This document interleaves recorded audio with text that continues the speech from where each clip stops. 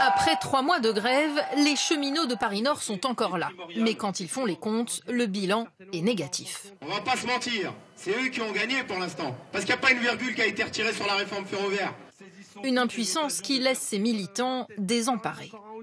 Un sentiment amer, c'est sûr, mais surtout un sentiment que le combat n'est pas terminé. Ils n'ont rien écouté de ce que nous on voulait et ils ont fait ce qu'ils avaient prévu dès le début.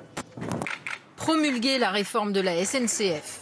Tout comme quelques mois plus tôt, Emmanuel Macron avait signé les ordonnances qui modifient le Code du travail, là encore contre la volonté des syndicats.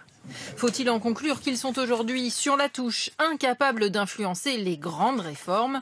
Le patron de la CGT conteste. Si les partis politiques avaient autant d'adhérents que la seule CGT, tous réunis, on pourrait discuter avec eux.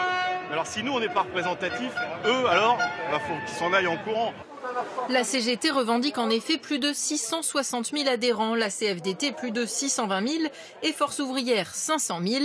Des effectifs en baisse régulière, mais qui restent largement supérieurs à ceux, par exemple, de La République En Marche. Les syndicats sont affaiblis sur le plan national, mais renforcés dans les entreprises. Comme à l'usine PSA de Vesoul, où ils ont négocié la fin des 35 heures. Temps de travail ou rémunération, des sujets auparavant définis par la loi. Depuis les ordonnances Macron, c'est de leur ressort. Finalement, les syndicats ont gagné en marge de manœuvre et en pouvoir dans les entreprises parce qu'ils déterminent aujourd'hui la norme sociale qui était auparavant produite directement par la loi, ce qui fait qu'il y avait peu de place pour la négociation. Pour sa prochaine grande réforme, celle des retraites, le président devra peut-être traiter différemment les organisations syndicales.